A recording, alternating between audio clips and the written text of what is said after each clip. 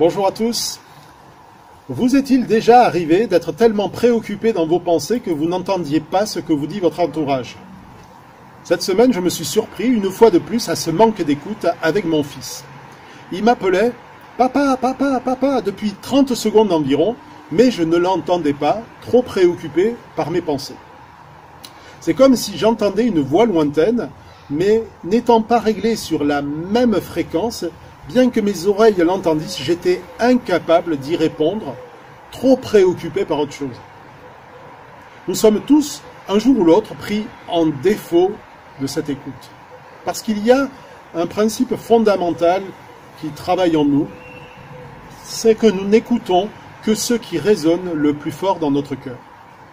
Qu'il s'agisse de l'instant présent ou des préoccupations fondamentales qui dominent notre vie entière, nous n'écoutons que ce qui a la première place dans notre cœur.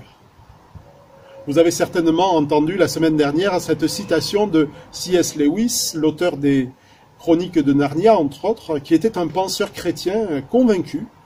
Il disait la chose suivante: Dieu murmure dans nos moments de joie, mais il crie dans nos souffrances. Et la souffrance est le mégaphone de Dieu pour réveiller le monde. Je vous propose la lecture des 2 premiers versets de l'Épître aux Hébreux. À bien des reprises et de bien des manières, Dieu a parlé autrefois à nos ancêtres par les prophètes. Et maintenant, dans ces jours qui sont les derniers, c'est par son Fils qui nous a parlé. Il a fait de lui l'héritier de toutes choses, et c'est aussi par lui qu'il a créé l'univers. La bonne nouvelle qui introduit notre texte de l'Épître aux Hébreux, c'est que le Dieu de la Bible est un Dieu qui parle. Il a tout d'abord parlé à son peuple, celui qu'il avait choisi. Il l'a fait au travers des patriarches, au travers de Moïse, au travers des prophètes, et tout cela est consigné dans la Bible. Mais ce peuple s'est le plus souvent montré insensible à cette voix parce que son cœur était dominé par autre chose. Et c'est ce qu'on pourrait appeler l'idolâtrie, le principe fondamental de l'idolâtrie. Les auteurs du Nouveau Testament désignent par les derniers temps la période finale de l'histoire qui court entre la première venue de Christ et la seconde où il manifestera sa gloire aux yeux de tous. Dans cette période finale à laquelle nous sommes parvenus, nous, aujourd'hui, c'est par son Fils que désormais ce Dieu parle. Le Dieu que révèle la Bible est un Dieu débordant d'amour qui voudrait attirer tout homme à lui. Il a envoyé une multitude de messagers, mais peu nombreux sont les hommes qui l'écoutent. À tel point que c'est par son Fils que désormais, de manière décisive, Dieu a parlé. Ce Fils, Dieu l'a fait héritier de tout. Et c'est lui qui, aujourd'hui, te propose d'être héritier avec lui.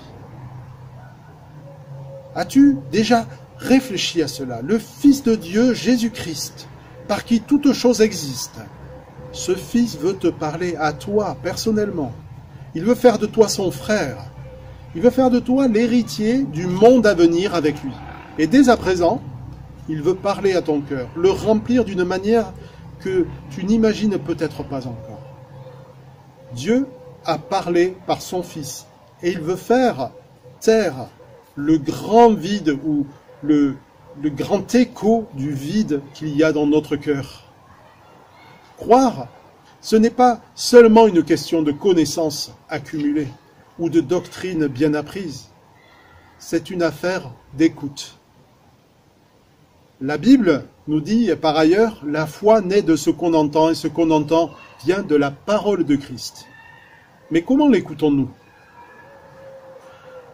Pour vous accompagner pendant cette journée, je vous propose 2 questions. Voici la première.